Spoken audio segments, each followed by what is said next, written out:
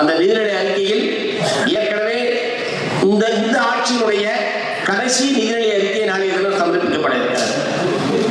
21ஆம் ஆண்டு தமிழ்நாட்டில் இருக்கக்கூடிய மக்களுக்கு 505 வாக்குறுதிகளை கொடுத்துத்தான் ஆட்சி அதிகாரத்தை கைப்பற்றி இருக்கிறார்கள். நாங்களும் அந்த 505 வாக்குறுதிகளையும் நம்பி உங்களோடு சேர்ந்து தமிழக மக்கள் மத்தியிலே வேலை செய்துதான் நீங்கள் ஆட்சி அதிகாரத்தில் இருக்கிறீர்கள் என்பதை மறந்துவிடக் கூடாது. அந்த அடிப்படையில் உங்களிடம் உரிமைகள் கேட்பதற்கான எல்லா உரிமையும் படைத்தவர்கள் என்கிற முறையில் மிச்சம் இருக்கிற அனைத்து வாக்குறுதிகளையும் நிறைவேற்றுவதுதான் 2026இல் மீண்டும் நீங்கள் ஆட்சி அதிகாரத்துக்கு வருவதற்கான ஒரே வாய்ப்பு. அல்லது சிலவற்றை நிறைவேற்றுவது, பலவற்றை கண்டுகொள்ளாமல் விடுவது என்கிற அணுகுமுறை இருக்குமானால் 26 மிக சிரமமாக அமைந்துவிடும் என்று மிகுந்த நட்புறவோடு தமிழ்நாடு அரசுக்கு நான் எச்சரிக்கை செய்ய விரும்புகிறேன்.